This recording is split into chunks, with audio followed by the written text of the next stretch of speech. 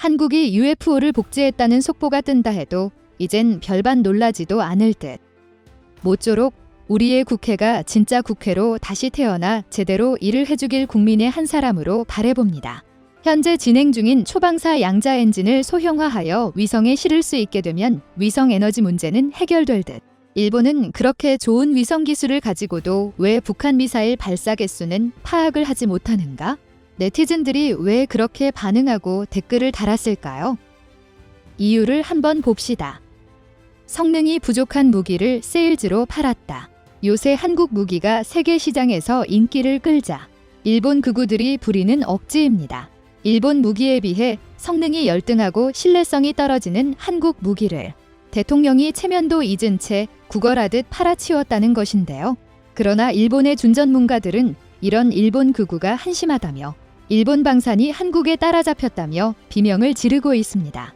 FA-50의 수출 대박과 KF-21의 비행성만 봐도 한국의 방산이 일본을 뛰어넘었으니 이제는 무언가 조처하지 않는다면 한국의 국방력이 일본을 압도할 게 분명하다는 것이죠.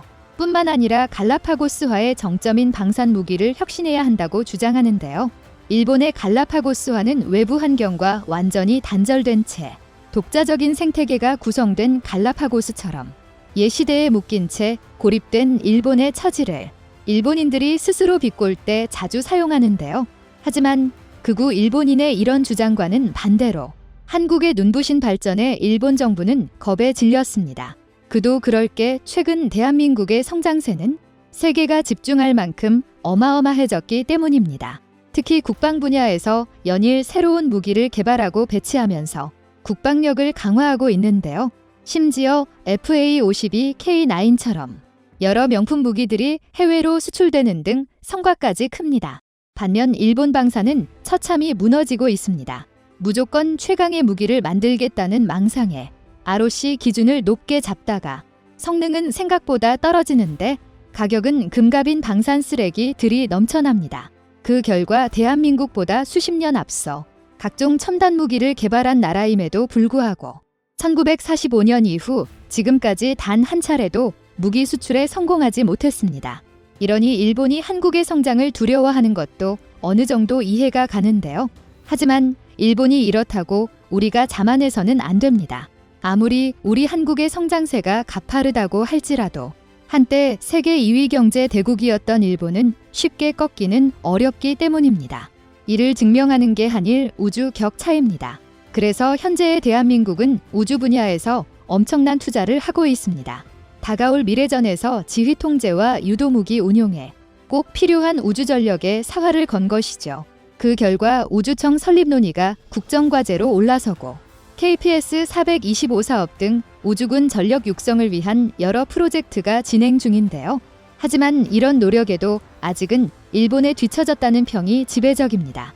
대한민국은 최근에야 겨우 무주청 설립 논의가 본격화된 데 비해 일본은 2003년에 이미 나사를 본떠 우주 탐사를 전문으로 하는 국영기관 JXA를 설립했습니다. 게다가 소행성 탐사선인 하야부사의 왕복 비행을 성공시키는 등 실질적인 성과가 상당합니다. 특히 하야부사의 세계 최초로 쓰인 이온 엔진은 그 활용도가 굉장히 높은 신개념 우주 엔진인데요. 그런데 이 엔진은 안타깝게도 아직 우리 기술로는 복제가 어려울 정도로 성능이 뛰어납니다.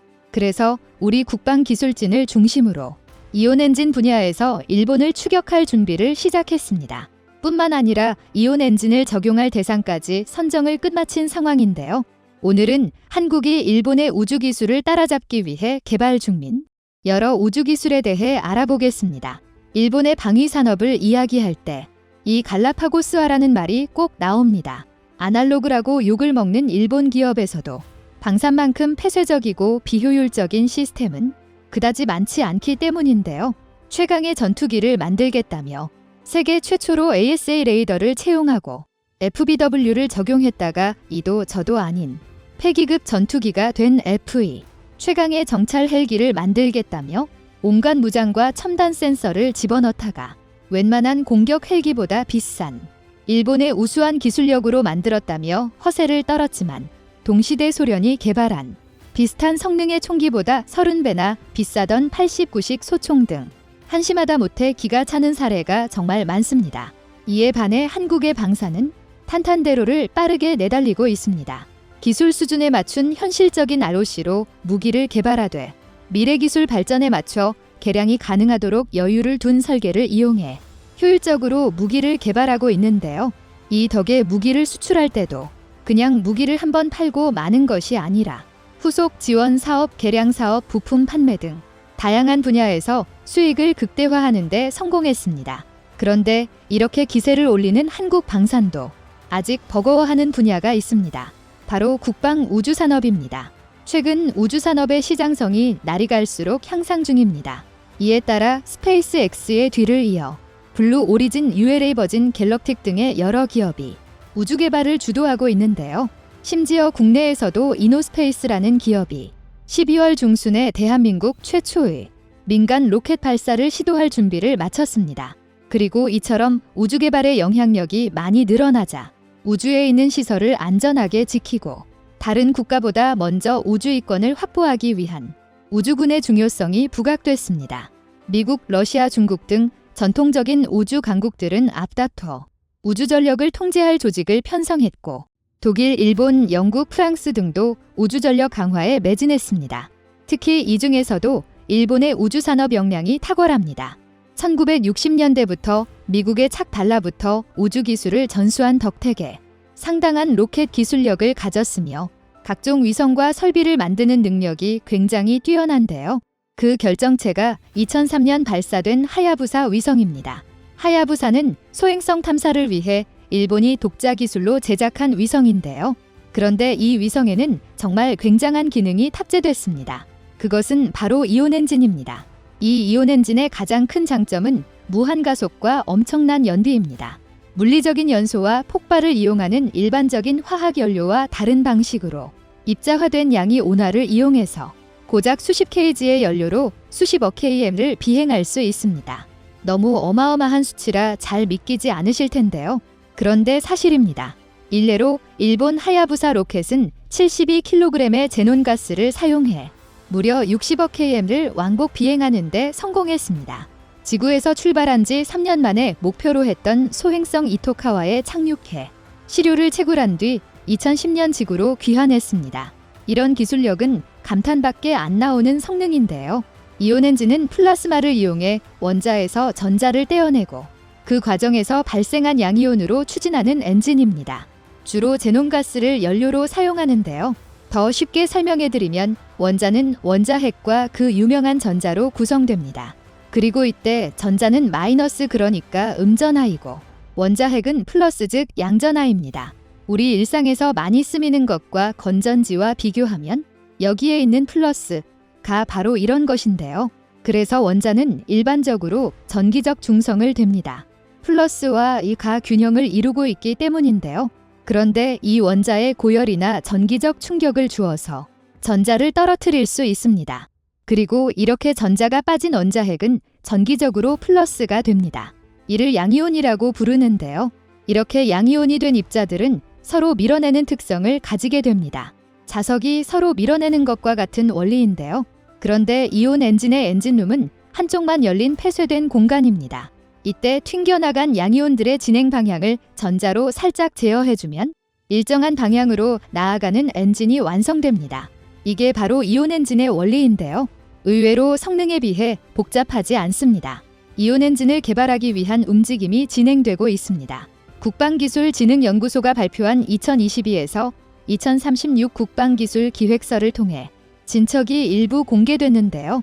핵심 국방과제로 이온 추진기술의 연구가 한창 진행 중입니다. 이미 기술 실증도 어느 정도 진행됐는데 이쯤 되면 한 가지 의문이 드실 것입니다. 실제로 엔진이 등장했음에도 불구하고 지구에서 이온 엔진을 썼다는 이야기를 들어본 적이 없기 때문입니다. 이렇게 좋은 엔진을 가진 일본이 왜 이온 엔진을 군용으로 쓰지 않는 것인지 궁금하실 텐데요. 사실 이온 엔진에는 치명적인 약점이 있습니다. 바로 출력과 가속인데요. 앞서 말씀드렸듯이 이온 엔진은 연비가 굉장히 우수합니다. 또 무한 가속이 가능해 초속 40km가 넘는 엄청난 속도까지 가속이 가능합니다. 심지어 연소나 폭발이 없어 내구성이 굉장히 우수해 수만 시간을 연속으로 작동시켜도 작동에는 아무런 문제가 없습니다. 하지만 문제가 이온 엔진은 출력이 굉장히 낮습니다. 이게 어느 정도냐면 공기 저항을 버티며 속도를 낼 수 없을 정도인데요. 한마디로 공기가 있으면 작동이 어렵다는 것입니다. 이 때문에 가속력도 절망적인데요. 공기가 없는 우주에서는 느린 가속이라도 연비가 좋고 엔진이 튼튼해 무한 가속이 가능하지만 지구에서는 거북이보다 느린 게 바로 이온 엔진입니다. 이렇게만 보면 이온 엔진이 대단한 기술인 것은 맞아도 한국의 안보에는 그다지 위협이 될 것 같지 않은데요. 일본의 이온 엔진으로 인해 한국이 심각한 안보 위협에 노출됐습니다. 바로 이온 엔진을 이용한 정찰위성 때문인데요. 현재 일본은 2014년 하야부사 1을 발사하고 각종 정찰위성에 이온 엔진을 탑재하는 등 이온 엔진 고도화를 진행 중입니다. 이 중 정찰위성에 이온 엔진을 탑재하는 게 군사적으로 한국에 굉장한 위협이 되고 있습니다. 원래 군사위성의 수명은 그리 길지 않습니다. 그 이유는 자세 제어 때문인데요. 자세 제어를 위해서는 지속해서 연료를 사용해야 합니다. 정밀한 촬영을 위해 지상 250에서 500km 정도의 저궤도에 머물면서 자주 방향을 전환하다 보니 방향 전환과 자세 제어를 위한 연료 소모가 크고 이 때문에 연료가 금방 떨어져 사용 불능이 되기 때문입니다. 그런데 이온 엔진을 사용한 정찰 위성은 기존 위성에 비해 연비가 압도적으로 우수해 훨씬 자주 그리고 오래 작전을 수행할 수 있습니다. 한마디로 훨씬 적은 위성으로도 적국을 상세히 감시할 수 있다는 것인데요. 이 말의 뜻은 일본이 우리 군의 움직임을 제 손금 보듯 볼 수 있게 된다는 말입니다. 그렇다면 이를 막을 방법이 없는 것일까요? 방법이 있기는 합니다. 이온 엔진을 이용한 전자전 위성으로 상대 위성을 마비시키는 것인데요. 그런데 이를 위해서는 이온 엔진이 반드시 있어야 합니다. 하지만 놀랍게도 한국의 이온 엔진은 이미 완성 단계에 있습니다. 2024년까지 5기의 중대형 군사위성을 올리는 425 사업의 보조용으로 사용할 100kg급 초소형 위성이 이온 엔진을 사용할 계획인데요. 그 수가 무려 30기가 넘습니다. 그러니까 길어야 2에서 3년이면 이온 엔진을 단 한국의 인공위성이 우리 하늘에 도배된다는 것입니다. 이를 통해 북한과 중국을 정밀 감시하고 한 발 더 나아가 상대 위성을 제압할 수 있는 위성 기술이 확보되는 것입니다. 이온 엔진을 이용한 우주 탐사 기술 역시 비약적으로 향상됩니다. 일례로 달에 국제우주정거장과 지상기지를 건설하는 국제우주 프로젝트 아르테미스 계획에서 무주 점거장용 엔진으로 차세대 이온 엔진 APS를 채택했을 정도입니다. 하지만 한국에게는 아직 넘어야 할 벽이 있습니다. 바로 독자 우주기관인 우주청의 설립인데요.